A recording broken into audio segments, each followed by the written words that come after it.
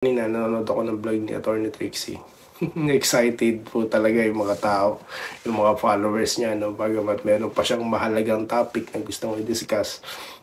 Ano na sila, excited na sila dun sa main topic. Kasi nga po, yung thumbnail nyo, Ma'am Chris, Trixie, Atty. Trixie, tatlong Duterte. That's what they, that's what. Okay, so welcome back dito sa Day Enrica YouTube channel. Well, mabilisan, no? So, segundahan lang po natin yung ating topic nung kahapon, about sa tatlong Dutertes, no? Natatakbo sa Senado. At isa nga po tayo sa naunang nag-vlog niya, no? Nung narinig natin yan. Immediately right after, tayo po yung nag-vlog na kagad. At surprisingly, yung mga nahuli, sila yung maraming views, thousands of views. Well, siguro, di tayo kilala, no? Tingnan yung ibang mga vlogs na wala namang kalatoy-latoy. Yung inuulit-ulit tayo sinasabi, wala namang puntong pinapalabas, may punto man, wala rin sense. So, yan ang, basta sikat lang, Anyway, tuloy pa rin tayo, no? Wala tayong pakialam kahit wala basta mahalaga. Tuloy-tuloy tayo. Okay, mabilisan lang, po. Yun nga po, tatlong Duterte. So, ano po, yan po ang matinding balita ngayon, no? Tatlong Duterte sa Senado. Well, ano bang bago dun? Yung mag-ama, mag-ina nga, nandyan sa Senado, Ano bang problema? Mag-ama ba? Magkapatid, mag-ina. Diba? Yun ang karaniwan, Dati si Senator, ngayon pala, si Cynthia Villar at si Mark Villar, di ba? Jinggoy, pati si JV, di ba? Si Alan, tsaka si Pia. Di ba? So ngayon, mag-aama naman. Bago to, no? Mag-aamang Duterte. Tatlo pa, di ba? So, yan po kasi gawa ng na po. Yan po kasi wala na po tayong marinig sa mga tao kundi nung panahon ni Duterte, kasi nga po na-miss na ng tao, no.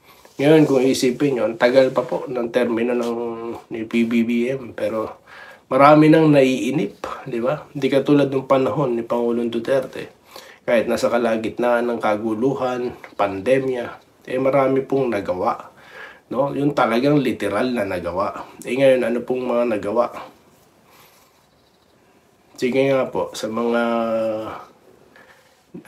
sa mga vlogger dyan, ba't hindi kayo makapag-vlog ng mga nagagawa ngayon ng administrasyon? Bakit kayo puro banat sa mga Duterte ang topic nyo?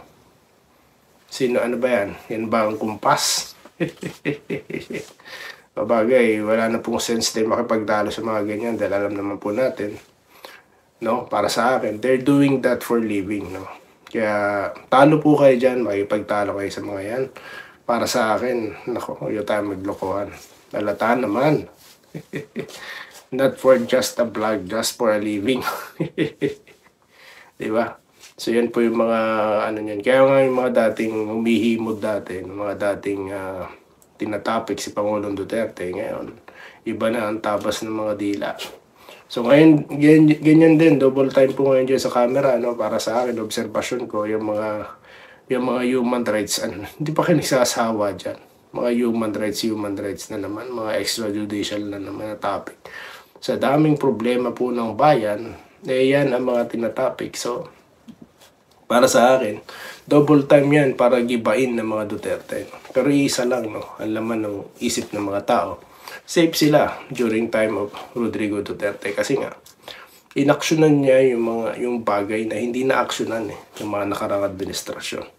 Yung sobrang dami ng mga adik na dati talagang hirap sila, nagtatago sila. In fact, milyon nga nag-surrender sa takot, Ngayon hindi na. Kaya tignan yung krimen sa atin. May mga nawawalang kababaihan. Na-scroll lang po natin, nabasa natin kahapon, Tapos, magkasintahan pa nga daw, So, ayan na naman. Yan ang mga dapat tinututukan ng mga human rights. Pero tila tahimik ang mga ito sa magandang issue. Tapos ngayon, yan, may mga hearing dyan. So, ginagastasan nyo po yan dyan sa Pilipinas, taong bayan. Ako din, nagbabayad din ako ng buwis kahit nandito ako. So, it's a nonsense things na naman, no? Na ginagawa dyan sa Pilipinas. Aasa kayo, babangon kayo.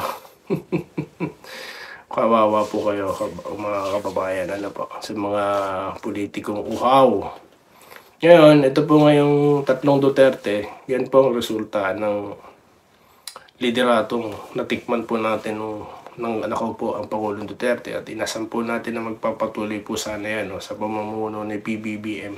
Pero tignan nyo mga nangyayari ngayon, lumihis na po siya sa usapin. Dahilan po para tumiwalag na, no, sa administrasyon. Ito kung si BP Sara, direct, hindi niya man po sinasabi yan. Pero hindi lang naman po ako nag-speculate eh. Sabi ko nga sa inyo, kahit na malayo ako, nakakaramdam tayo ng kakaiba sa administrasyon ngayon. Di ba? Biruin nyo naman. Yan na nga, taasan ng taasan. Ang palusot naman ng mga trolls. Worldwide naman yan. Hello?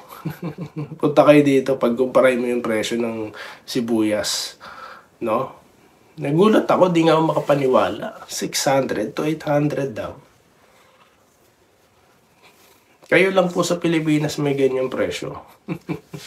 O, tapos ngayon, may narinig na naman tayo, bababa daw ang bigas sa So, sawa na yung tao sa mga ganitong klase ng mga pangako, at sa mga nangyayari ngayon. Kaya they want Duterte, not just one Duterte, tatlong Duterte ang inaasam ngayon ng mga taong bayan, dahil na-excite sila, pati ako, na papasok dyan sa Senado. At ayaw man na siguro ng dating Pangulong Duterte, napipilitan na siya dahil wala nga pong opposition eh. No? Walang nag-o-oppose ang mga senador natin, wala eh. Yung mga kaalyado rin, si Bongo tahimik din, di ba? Sabi nga ni Mayor Baste, tahimik. Tapos sino pa ba? Sabi nila si Bato, malambot daw.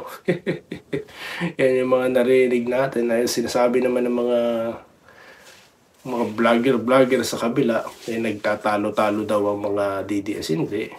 Wala lang kaming kumpas. Kaya yun lang po yun, no?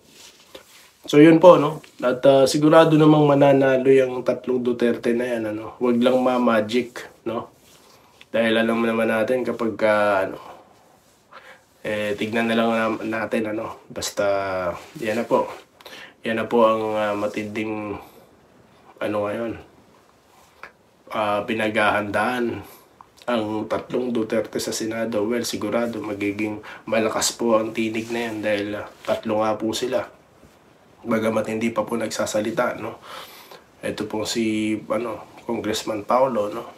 At ito po si Baste, at gayon din po ang ating dating Pangulo. Pero ayon sa ating BP Sara, tatlo nga po sila. At tayo po ay nakatutok at nakaabang, no, sa mga susunod na balita at galawan. At yun lamang po, no, ating napag-usapan sa vlog na ito, no. At kwento ko lang po sa inyo, no, kanina nanonood ako ng vlog ni Atty. Trixie. Excited po talaga yung mga tao, yung mga followers niya, no, bagamat meron pa siyang mahalagang topic na gusto mong i-discuss. Na sila, excited na sila dun sa main topic. Kasi nga po, yung thumbnail nyo, Ma'am Chris, Trixie, Atty. Trixie, tatlong Duterte. That's what they watch for, no?